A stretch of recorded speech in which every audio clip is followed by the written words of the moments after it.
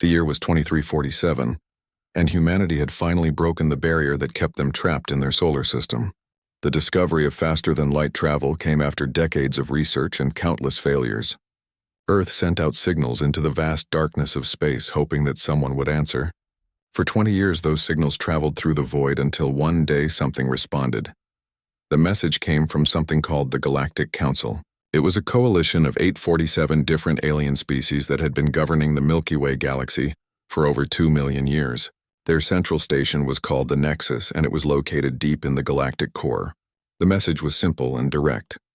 Humanity was invited to send a representative to discuss their potential membership in the galactic community. The United Earth government spent 3 months selecting the right person for this historic mission.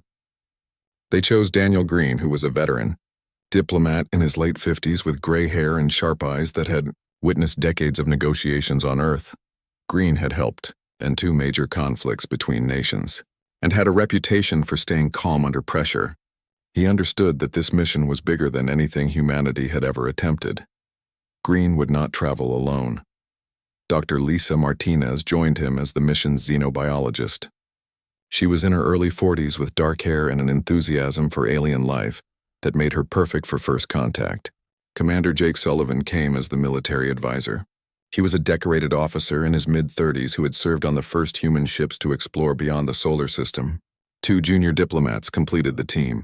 Amy Chen was a brilliant young woman, fresh from the diplomatic academy, and Peter Walsh was a historian who specialized in cultural exchange. The diplomatic vessel was named Endeavour, and it carried the 5 humans toward the unknown. The Council sent escort ships to guide them through the final approach to the Nexus. When the station came into view, everyone on board stopped what they were doing and stared. The Nexus was larger than Earth's moon.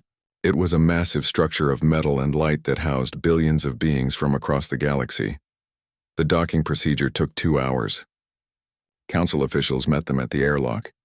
The aliens were unlike anything humans had imagined.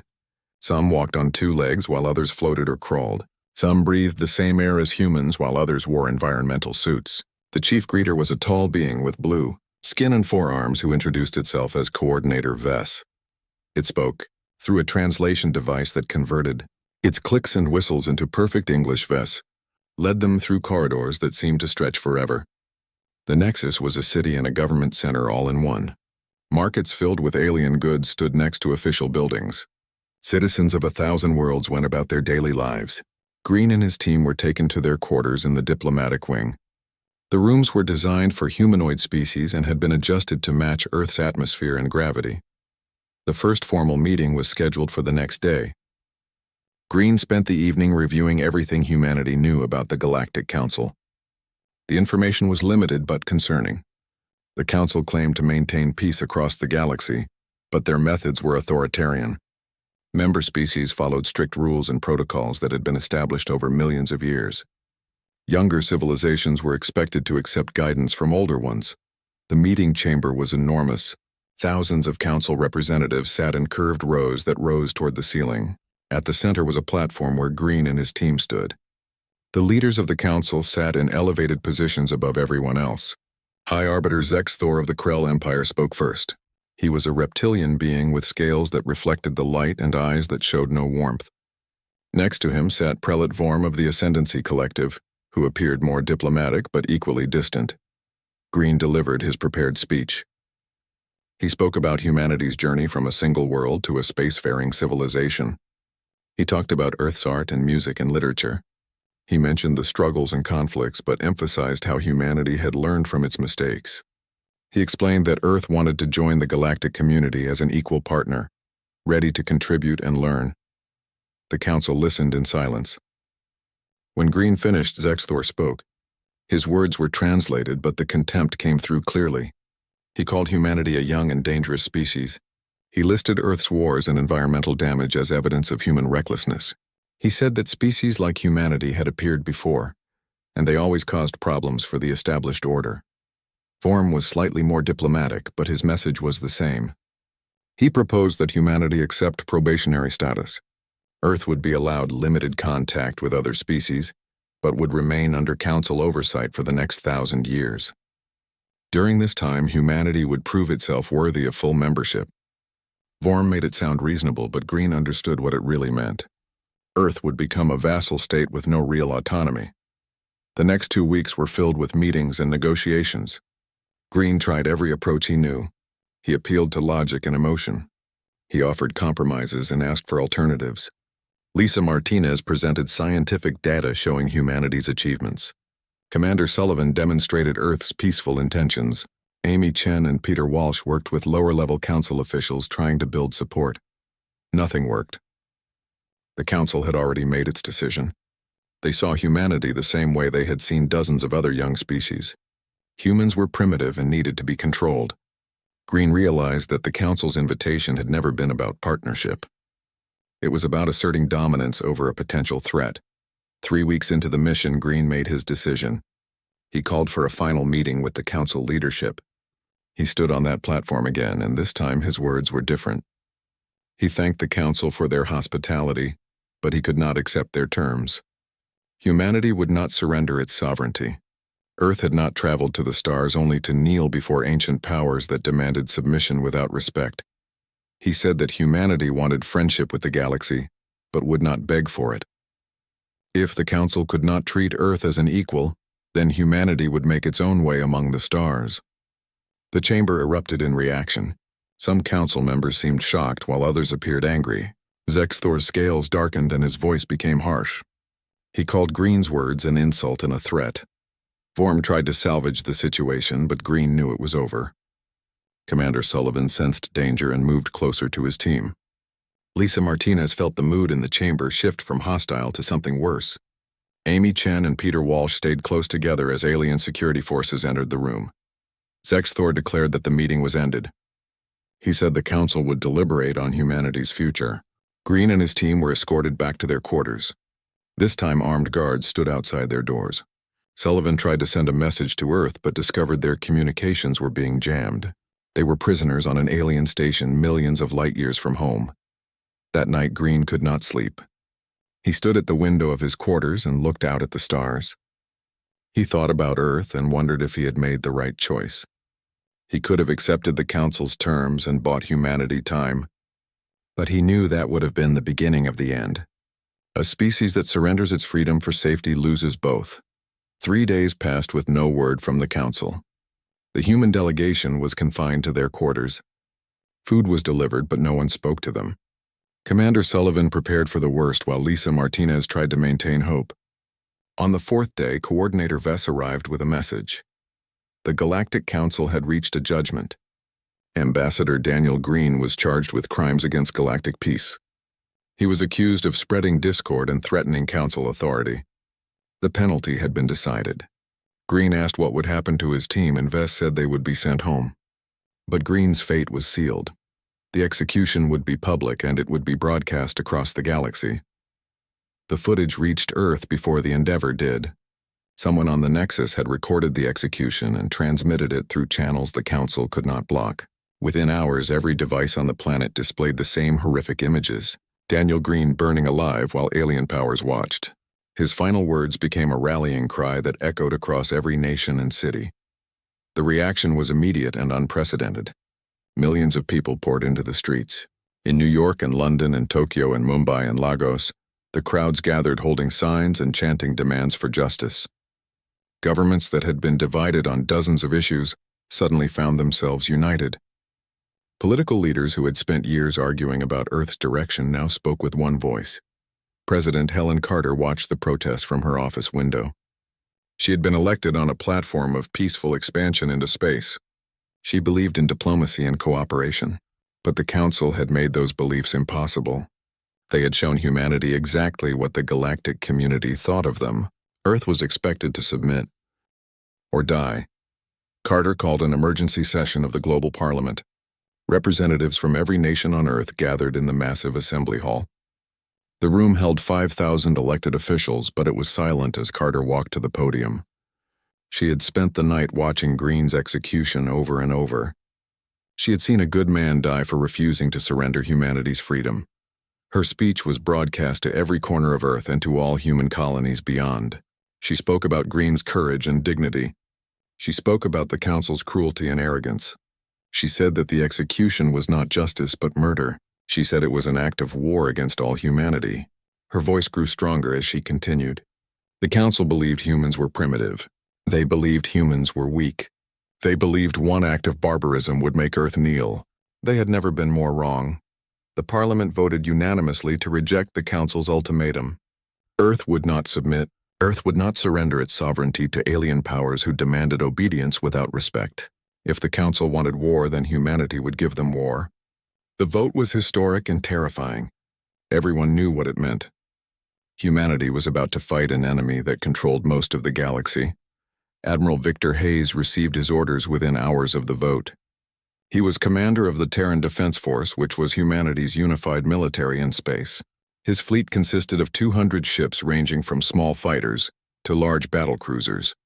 It seemed like a lot until compared to the Council's millions of warships. Military analysts gave Earth less than 5% chance of survival if full war broke out.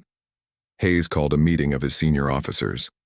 They gathered on the command station orbiting Earth and looked at star maps showing Council territory. It was vast beyond comprehension, thousands of worlds and millions of ships and billions of soldiers. Commander Jake Sullivan attended the meeting and shared everything he learned at the Nexus. The Council was powerful, but they were also complacent. They had not fought a real war in over 10,000 years. Dr. Raymond Palmer ran Earth's Advanced Weapons Division. He was a thin man in his 60s with wild hair and eyes that rarely blinked. He had been working on experimental technologies for 20 years. Most of his projects were theoretical. But theory was about to become reality because humanity needed every advantage it could get. Palmer presented his briefing to President Carter and the military leadership. He showed them designs for weapons that violated every treaty Earth had signed. Antimatter bombs with yields that could destroy entire fleets. Quantum displacement drives that would let ships appear and disappear faster than sensors could track. Autonomous combat drones that did not need human pilots and could operate in swarms of thousands. The most controversial project was called the Genesis Protocol. Palmer explained it in simple terms. A missile that could destabilize a star's fusion reaction. The star would go supernova within hours, destroying everything in the system. It was a weapon that could end worlds. Carter asked if such a thing was even possible. Palmer said his team had run the calculations 100 times. It would work. Carter sat in silence for a long moment. She had spent her career working for peace. Now she was being asked to authorize weapons that could kill billions, but the alternative was submission or extinction. She asked Palmer how many of these weapons could be built. He said with enough resources they could produce 50 within 6 months. She gave the authorization but added strict conditions. These weapons would only be used as a last resort and only against military targets in uninhabited systems. Earth's entire economy shifted to war production. Factories that made consumer goods were converted to produce weapons and armor. Shipyards worked around the clock building new vessels. Scientists from every field were recruited to work on military projects. Schools taught children about the Council and why humanity had to fight. It was total mobilization on a scale Earth had not seen in centuries. Dr. Lisa Martinez returned to her work at the Xenobiology Institute, but everything had changed. She could not stop thinking about Green's death. She threw herself into studying the alien species that made up the Council. She looked for biological weaknesses and cultural vulnerabilities, anything that might help humanity survive the coming war. Martinez discovered something interesting in her research. The Council was not as unified as it appeared. Many member species had been forced to join thousands of years ago. They followed Council authority because they had no choice. Some species had been oppressed or marginalized. The Vryn Collective had protested Green's execution. The Mendax Confederacy had abstained from the vote. There were cracks in the Council's foundation. She brought her findings to military intelligence.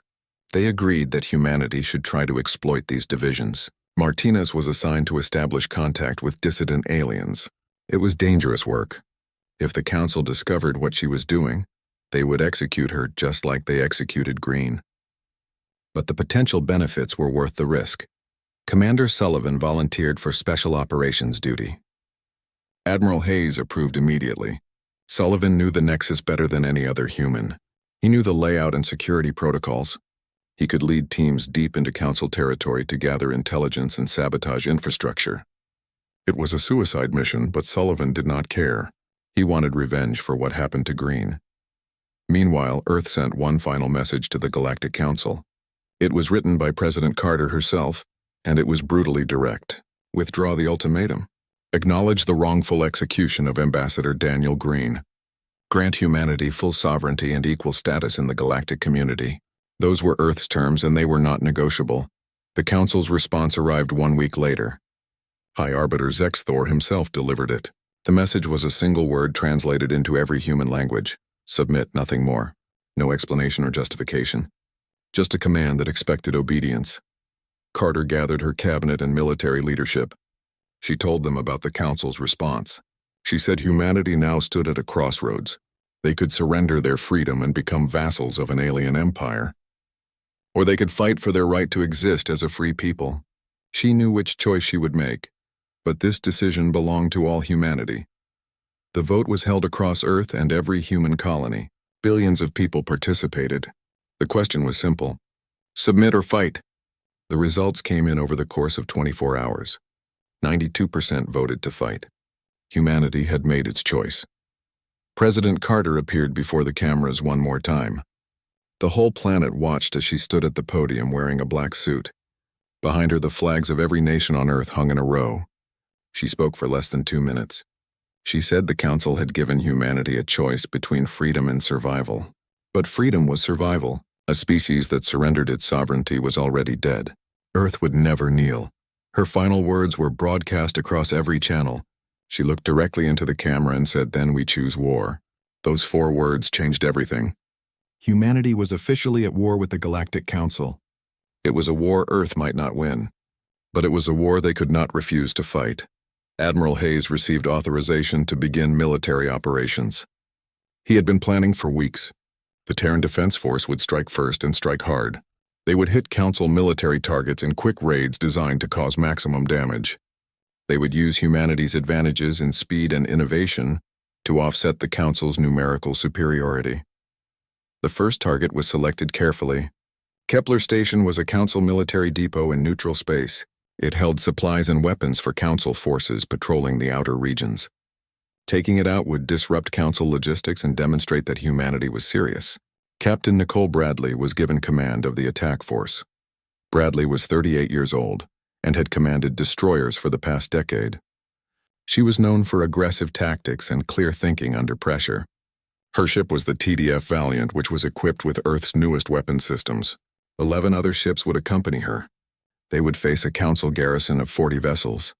The odds were terrible, but Bradley had never backed down from a fight. Sullivan shipped out with a special operations team. Their mission was to infiltrate a Krell military complex and steal data about Council fleet deployments. It was classified at the highest level. Even Admiral Hayes did not know all the details. Sullivan hand-picked his team from volunteers who understood they might not come back. Dr. Martinez made contact with the Vrin Collective through secret channels. The Vrin were an old species who had been forced to join the Council millennia ago. They had never forgotten their independence. A Vrin agent agreed to meet with Martinez on a neutral station. The conversation was brief but productive. The Vrin could not openly support Earth, but they could provide information. It was a small victory, but victories of any size mattered now. Earth braced for war. Every person on the planet knew what was coming. The Council had millions of ships and thousands of years of experience. Humanity had courage and desperation. President Carter did not know if it would be enough. But as she looked at images of Daniel Green one more time, she knew they had to try. The ambassador had died rather than surrender. Humanity would honor his sacrifice by fighting for the freedom he believed in. Admiral Hayes gave the order, and the first human strike force jumped into faster-than-light travel. The war had begun. Across the galaxy, the Galactic Council prepared their response. Zexthor called for the mobilization of the Grand Fleet. He promised that humanity would be crushed within months. The other Council members agreed. Earth was young and weak. This would not be a war. It would be an extermination, but none of them understood what they had unleashed. Humanity had been fighting and surviving for its entire history. Every nation on Earth had known war. Every culture had stories of desperate struggles against impossible odds.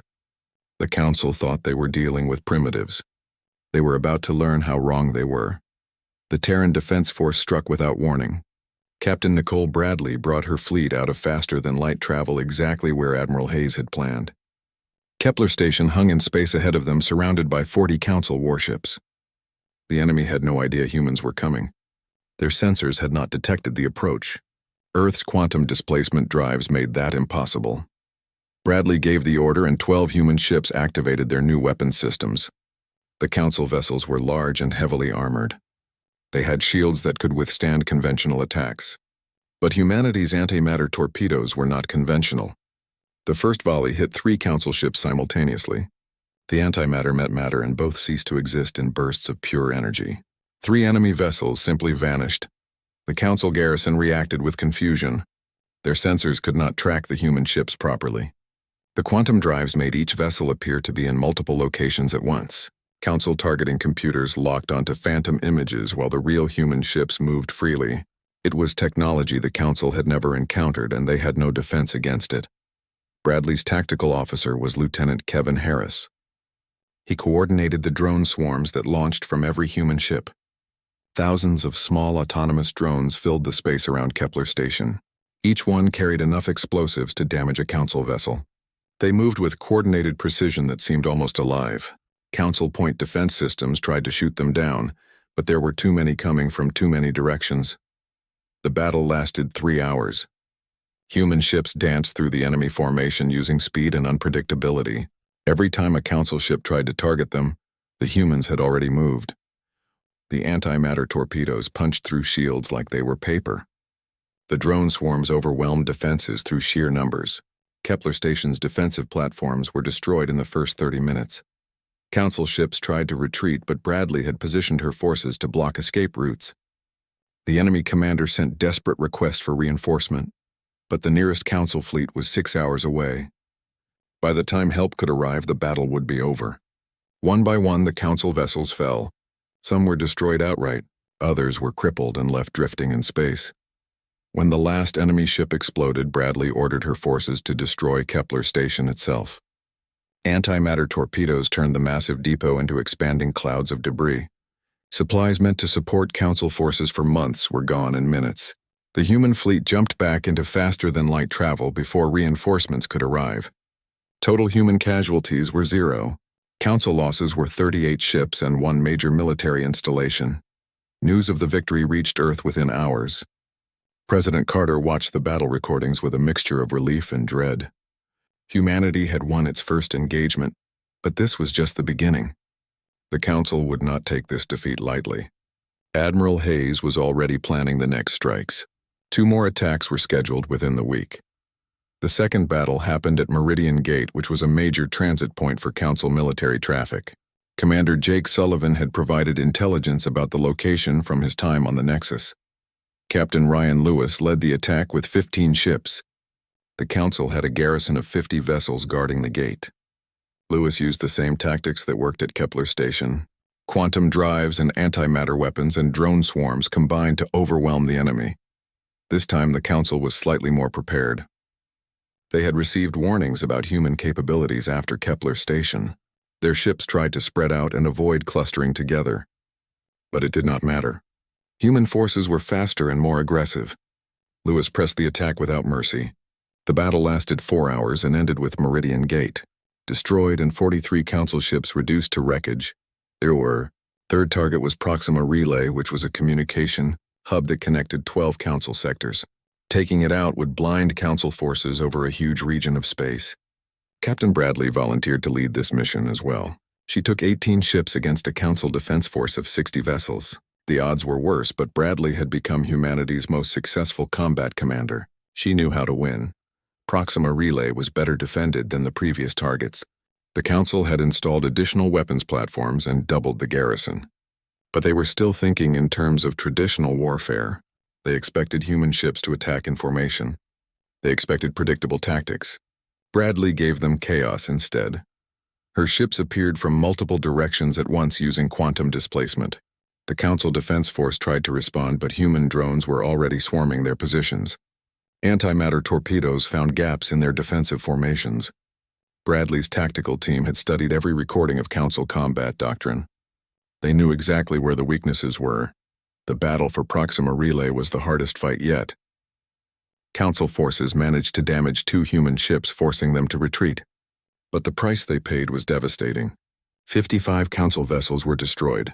Proxima Relay was reduced to floating debris. Communications across 12 sectors went dark. Human casualties were minimal but not zero. 17 crew members died when their ship took fire. They were the first human combat deaths of the war. High Arbiter Zexthor convened an emergency council session. He had promised that humanity would be crushed easily. Instead, Earth forces were winning every engagement. 3 major installations destroyed. Over 130 Council ships lost. 0 human ships destroyed. The numbers were impossible, but they were real. Zexthor demanded explanations from his military commanders. They had no good answers. Human technology was more advanced than intelligence reports suggested. Human tactics were unlike anything in Council military doctrine. Human crews fought with an intensity that seemed almost insane. They took risks that no rational species would take. And somehow those risks kept paying off. Prelate Vorm suggested opening negotiations, but Zexthor refused to consider it. He said the Council could not show weakness to a species that murdered their ships and destroyed their stations. He ordered the mobilization of the Grand Fleet, which was an armada of over 2,000 warships. It would take weeks to fully assemble, but once ready, it would sweep human forces from space. Meanwhile, Commander Sullivan and his Special Operations team infiltrated a Krell military complex on the edge of Council space. They used stolen identification codes that Dr. Martinez had obtained from her Vrin contacts. The complex held strategic data about Council fleet deployments and defensive positions. It was heavily guarded, but Sullivan had trained for this kind of mission his entire career. The infiltration took 3 days of careful movement through enemy territory. Sullivan's team consisted of 8 specialists who knew they might not survive. They breached the complex's security using electromagnetic pulse devices that disabled sensors. Inside, they found exactly what they were looking for: complete records of Council military capabilities and deployment schedules, including plans for the Grand Fleet Assembly. The data was copied onto secure storage devices. Sullivan knew this information could change the course of the war. But getting out would be harder than getting in. Alarms started blaring as they made their way back to the extraction point. Krell security forces converged on their position. Sullivan's team fought a running battle through the complex corridors. 2 team members were killed covering the others' escape. Sullivan made it out with the data and 5 surviving operators.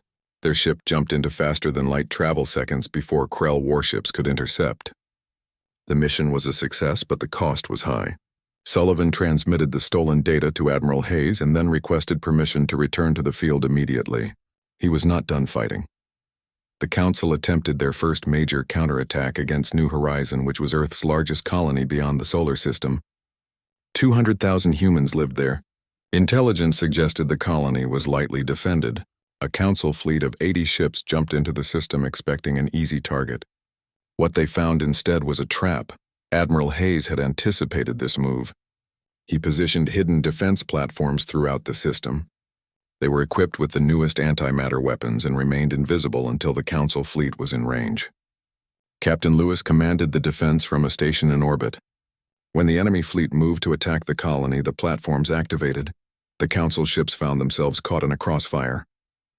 Defense. Platforms hit them from multiple angles while human ships jumped in from quantum displacement to attack from behind. The enemy commander realized too late that he had been lured into a kill zone. He ordered a retreat, but most of his fleet could not escape in time. The Battle of New Horizon lasted 6 hours. It was the largest engagement of the war so far. Council forces lost 65 ships. Only 15 escaped back to their territory. Human losses were 3 defense platforms and 1 destroyer. The colony was saved, and humanity had proven they could defend their territory against large-scale attacks. News of New Horizons spread across Earth and all human colonies. People celebrated in the streets. They had been told the Council was invincible. Now they were watching that invincibility shatter with every battle. President Carter addressed the planet again. She said humanity was not just surviving. They were winning. But Carter and Admiral Hayes both knew the truth. These victories were possible because the Council was overconfident and unprepared. The Grand Fleet would be different. When those 2,000 ships arrived, they would not make the same mistakes. Earth needed more time to build defenses and develop better weapons. They needed every advantage they could get. Dr. Raymond Palmer worked around the clock on the Genesis Protocol weapons. The first units were almost ready for deployment. He ran final tests and made adjustments. These weapons represented the ultimate deterrent, the ability to destroy entire star systems. Palmer did not sleep much anymore. He knew what his creations could do, and the knowledge haunted him. President Carter authorized Palmer to complete 50 Genesis Protocol weapons. She also authorized something else. Information about these weapons was deliberately leaked to Council intelligence through channels that seemed accidental. Earth wanted the Council to know what humanity now possessed. The threat might be enough to pause their advance. High Arbiter Zexthor received the intelligence reports about human star-killing weapons. His advisors debated whether it was real or a bluff. Some argued that no species would develop such destructive capability. Others pointed out that humanity had already demonstrated technological capabilities beyond what anyone expected. Zexthor dismissed it as propaganda. He refused to believe primitives could threaten entire star systems, but other council members were not so certain. The Vryn Collective expressed concerns. The Solari Union questioned whether continuing the war was wise. Even some Krell military commanders suggested caution. Zexthor overruled them all. The Grand Fleet would launch as planned. Humanity would be crushed and the Council's authority would be restored. Admiral Hayes looked at the strategic projections. The Grand Fleet would reach human space within 3 weeks. Earth had won every battle so far, but those had been against divided and unprepared forces. The Grand Fleet would be different. It would be the greatest test humanity had ever faced. Hayes gave orders to recall all ships and begin defensive preparations. The real war was about to begin. The intelligence reports about humanity's star-killing weapons spread through Council space like wildfire. High Arbiter Zexthor insisted it was propaganda meant to create fear. He said primitives could not possibly possess such devastating technology. But his military advisors were not convinced. Humanity had already demonstrated capabilities that exceeded Council expectations. The possibility that humans could destroy entire star systems could not be dismissed. 3 major Council species made an unprecedented decision. The Vryn Collective withdrew their ships from the Grand Fleet. They issued a statement saying the war had gone too far. The Solari Union followed within hours. They called for immediate ceasefire and negotiations. The Mendax Confederacy pulled their forces as well. They said the execution of Ambassador Daniel Green had been a mistake, and continuing the war would only make things worse. The Grand Fleet suddenly found itself with far fewer ships than planned. Instead of 2,000 vessels, only 1,200 remained. It was still a massive force, but the defections sent a clear message. The Council was fracturing. Species that had followed orders for millennia were now questioning their leadership. Zexthor raged against the betrayal, but he could not force the dissident species to return. His authority was crumbling. Despite the reduced numbers, Zexthor ordered the Grand Fleet to proceed. He put his most trusted commander in charge. Admiral Krenth was a Krell officer who had served for over a century. He had never lost a battle. Krenth looked at the tactical data about human capabilities and felt concerned. These primitives fought like nothing he had encountered before, but he had 1,200 ships under his command. Numbers would prevail even against superior tactics. The Grand Fleet jumped toward human space. Their destination was Earth itself. Zexthor wanted humanity's homeworld destroyed. He believed that killing their planet would end human resistance forever. The fleet moved through Council territory gathering supplies and reinforcements. They expected to reach Earth within 2 weeks. Admiral Victor Hayes watched the enemy approach through long-range sensors. Every human ship had been recalled to defend Earth. The Terran Defense Force numbered 300 vessels now. New construction had increased the fleet size, but it was still vastly outnumbered. Hayes knew this battle would determine humanity's survival. If Earth fell, the war was over. President Helen Carter spoke to the planet one final time before the battle. She stood before the cameras wearing a military uniform instead of her usual suit. She said that humanity faced its greatest test. 1,200 enemy ships were coming to destroy Earth. But humans had never surrendered in the face of impossible odds. They had faced extinction before and survived. They would survive this too. The Grand Fleet arrived at the edge of the solar system. Admiral Krenth deployed his forces in a massive formation. designed to overwhelm human defenses through sheer firepower. He sent a final message to Earth demanding immediate surrender. President Carter's response was brief. She said humanity would never kneel. The battle began. Human ships met the Grand Fleet beyond Mars orbit. Captain Nicole Bradley commanded the first wave with 50 vessels. She used the same tactics that worked in previous battles. Quantum displacement drives made her ships appear in multiple locations. Drone swarms launched in their thousands. Antimatter torpedoes found their targets with devastating accuracy. But the Grand Fleet was different from previous enemies. Admiral Krenth had studied human tactics. His ships spread out to minimize the effectiveness of area weapons. They used overlapping fields of fire to destroy drone swarms before they could close. They adapted their formations in real time, responding to human movements. The Council had learned from their defeats. The battle raged for hours. Human ships darted through the enemy formation, striking and retreating. Council vessels pressed forward with relentless determination. Space filled with weapons fire and explosions. Ships on both sides were destroyed. Bradley lost a third of her force but inflicted heavy casualties on the enemy. She pulled back to regroup as the second wave moved forward. Captain Ryan Lewis led 60 ships against the Grand Fleet center. He targeted the command vessels, trying to disrupt their coordination. The Council responded with concentrated fire that overwhelmed several human ships. Lewis watched his tactical display as friendly contacts disappeared one after another. The Grand Fleet was pushing toward Earth and nothing seemed able to stop them. Commander Jake Sullivan commanded a special strike force of 30 ships.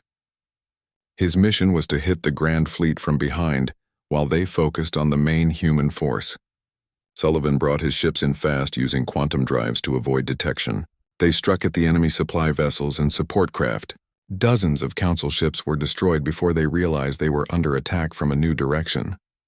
The battle continued through the night. Earth's population watched from the ground as lights filled the sky. Explosions were visible even from the surface. The sounds of distant impacts echoed across continents. Every person on the planet knew their fate was being decided above them. Children huddled with their parents. Adults watched the news broadcasts with growing fear. Some prayed. Others simply waited. Admiral Hayes coordinated the defense from his command station. He watched as human casualties mounted. The Council was losing more ships, but they had more ships to lose. The mathematics of attrition were working against humanity. Hayes made the hardest decision of his career. He ordered all remaining forces to fall back to Earth's immediate orbit. They would make their final stand there. The Grand Fleet pursued. Admiral Krenth sensed victory. Human resistance was weakening. One final push would break them. He ordered his ships to close on Earth and begin orbital bombardment. The planet would burn and humanity would be erased. His fleet moved forward in triumph. Then the hidden defense platforms activated. Admiral Hayes had positioned hundreds of them throughout Earth's orbital space. They had remained silent and invisible until this moment. Now they revealed themselves and opened fire.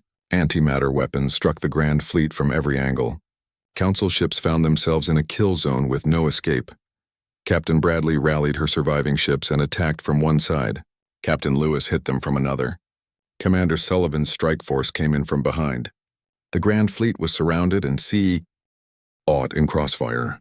Admiral Krenth tried to reorganize his forces, but human attacks came too fast from too many directions. His formations collapsed into chaos. The battle reached its peak intensity. Hundreds of ships fought in close quarters around Earth. The orbital platforms continued firing without pause. Human ships pressed their advantage with desperate courage. Council vessels began to break formation. Some tried to retreat. Others fought on with grim determination. The Grand Fleet that was supposed to crush humanity was being torn apart. Admiral Krenth's flagship took multiple hits. His command center filled with smoke and alarms. He realized he had lost. The humans had lured his entire fleet into a trap. His ships were being destroyed faster than they could respond. He sent the order to retreat, but it was too late for most of his force. Only a fraction would escape. President Carter stood in the military command center watching the battle turn. Human losses were terrible. Over 40% of the defense fleet was gone. Thousands of crew members had died. But the Grand Fleet was broken. Council ships were fleeing in disorder. Earth was saved. She felt relief and grief mixing together. They had won, but the cost was staggering. Then the reports came in. High Arbiter Zexthor was sending a final message. Council long-range weapons platforms were moving into position. They would bombard Earth from beyond the range of human defenses. Zexthor intended to destroy the planet even if it cost him the rest of his fleet. It was spite and madness, but he had the power to do it. President Carter looked at Dr. Raymond Palmer, who stood nearby. She knew what had to be done. She gave the authorization she had hoped would never be necessary. Palmer activated the Genesis protocol.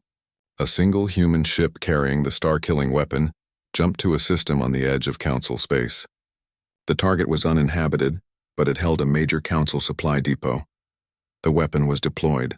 It entered the star and began its work. The star's fusion reaction became unstable. Energy output increased exponentially. 6 hours later, the star exploded in a supernova. The supply depot and everything in the system was vaporized instantly. The explosion was visible across a dozen sectors. Every species in the galaxy saw what humanity had done. The message was clear. Earth could destroy stars. Humanity possessed weapons that could end entire worlds. Continue this war and Council systems would start dying. Zexthor received the reports and felt something he had not experienced in decades. Fear. The primitives were not bluffing. They had the power to kill stars, and they had just proven it. The remaining Grand Fleet ships ceased all operations immediately.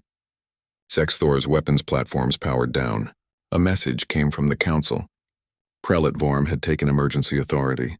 He removed Zexthor from power in an unprecedented vote. The Council was requesting an immediate armistice. They wanted to negotiate.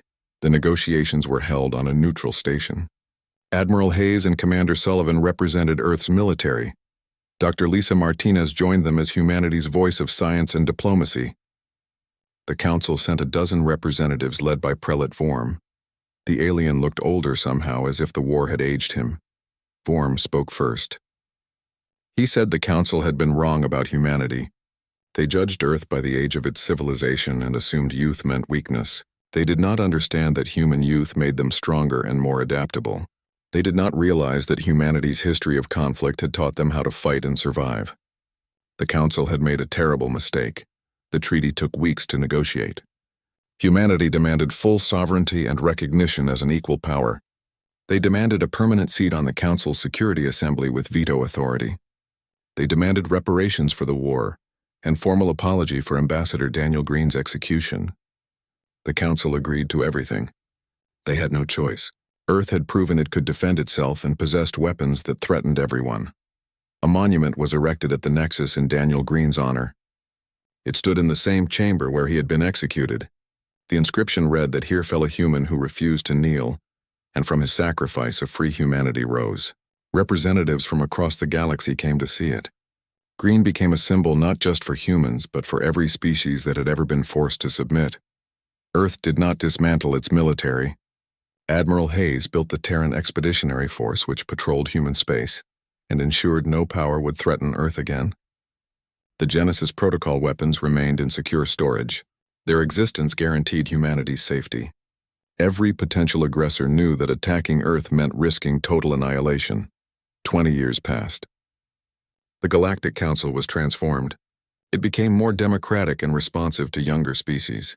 Old protocols that demanded absolute obedience were reformed.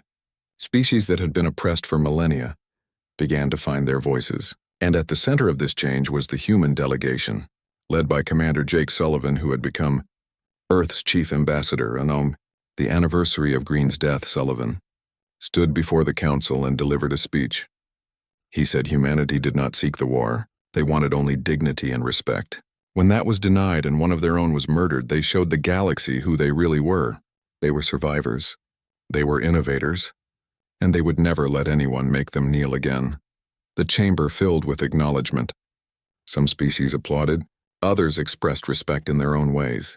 The human delegation stood together representing a species that claimed its place among the stars through courage and sacrifice.